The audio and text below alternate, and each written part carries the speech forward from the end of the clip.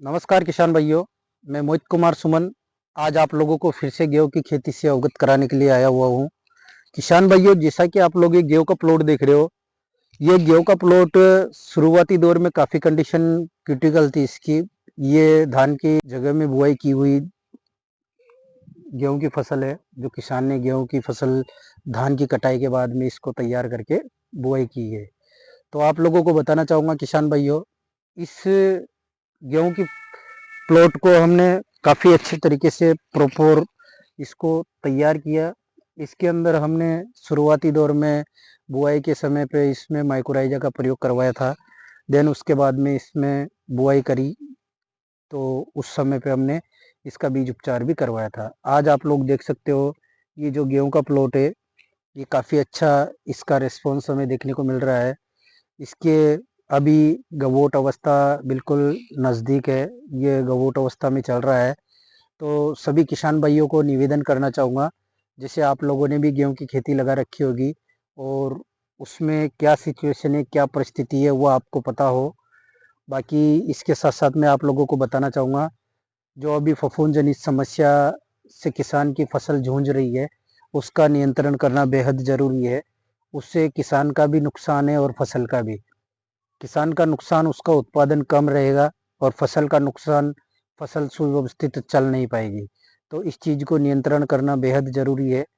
आप लोगों को बताना चाहूँगा किसान भाइयों, अगर जैसे मान लो आपको भी अपने गेहूं की फसल के अंदर अगर पीलापन का या किसी भी प्रकार का अगर समस्या देखने को मिल रही है, तो उसका नियंत्रण आप फफूंदीनाशक दवा का या ग्रोथ प्रमोटर का या फिर इसको माइक्रोन्यूट्रिएंट पहुंचाकर अपनी फसल को बैलेंस बनाकर आगे बढ़ाने का किसान का कर्तव्य बनता है।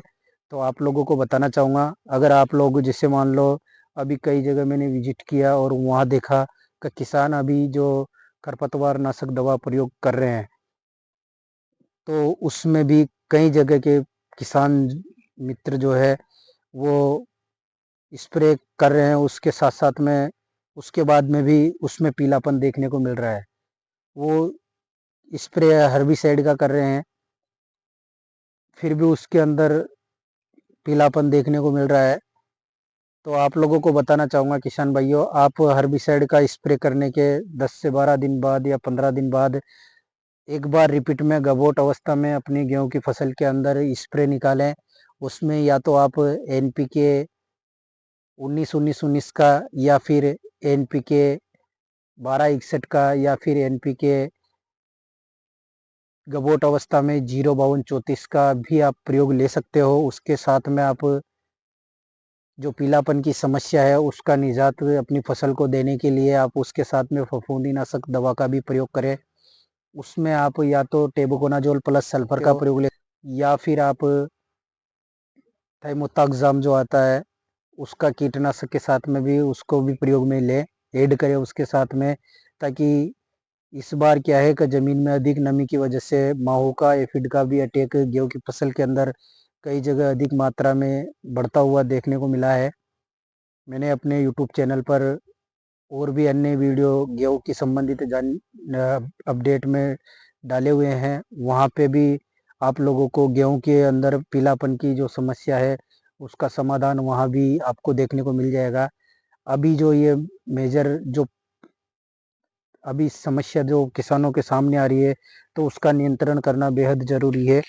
आप लोगों को बताना चाहूँगा किसान भाइयों, अगर जिससे मान लो आपने गबोट अवस्था के समय अगर आप अपनी गेहूं की फसल के अंदर एनपीके का जो फॉर्मुलेशन है वो जो मैंने बताया है उसका प्रयोग लेते हो, या फिर आपके पास अगर नैनो डीएपी या नैनो यूरिया का आपके पास लिक्विड रखा है, तो उसको भी आप प्रयोग में ले सकते हो गबोट अवस्था में, जिसको पोट अवस्था हम जानते हैं, अपनी मातृभाषा में पोट की अवस्था बोलते हैं। तो उससे क्या है कि किसान को उत्पादन में अच्छा वृद्धि देखने को मिलेगा। आप लोग जैसे मान लो उत्पादन बढ़ाने के हिसाब से आपको, अगर आप लोगों ने इस चीज़ का प्रयोग अगर अपनी गेहूं की फसल के अंदर कर लिया, तो उसके लिए आपको काफ़ी लाभ देखने को मिलेगा। उसके साथ में आप फफूंदीनाशक दवा का प्रयोग जरूर करें, ताकि आपके जो गेहूं की फसल होगी उसका उत्पादन होगा, बेस्ट आपको देखने को मिलेगा। तो किसान भाइयों, आज मैं इस जानकारी को आप लोगों तक पहुंचाने के लिए प्लॉट के विजिट पर आया हुआ हूं। आप लोग देख सकते हो इस प्लॉट के अंदर हमने जैसे शुरुआती दौर में ये लगभग 40 से 45 दिन की अवस्था में आ चुकी थी इसकी अवस्था। उस समय पे हमने इसके अंदर नैनो डीएपी और नैनो यूरिया जो फफूंदीनाशक दवा के साथ में प्रयोग करवाया था, तो उसका आप रिजल्ट आज ये अपनी आंखों से खुद चमत्कार देख सकते हो। अब इस चीज का असर कैसे देखने को मिलता है वो आप लोगों को बताना चाहूंगा। इसमें ये देख सकते हो आप, जो गबोट अवस्था की जो पत्ती होती है, ये पत्ती वो पत्ती है जो अपने फसल का जो प्रोडक्शन है उसको प्रॉपर तरीके से बरकरार करके पहुंचाने वाली होती है। इसको झंडा पत्ती के नाम से जाना जाता है। पिछले वीडियो में भी मैंने बताया हुआ है। इसको जो मुख्यतः आवश्यक होता है वो पोटास होता है इस गेहूं की फसल को अच्छा परफॉर्मेंस देने के लिए। तो आप लोगों को बताया है मैंने, जो 05234 आता है या 0050 आता है। अब अभी ये गबोट अवस्था में है, गबोट अवस्था के समय पे आप इसको 05234 पहुँचाए जो एनपीके की ग्रेड आती है उसमें।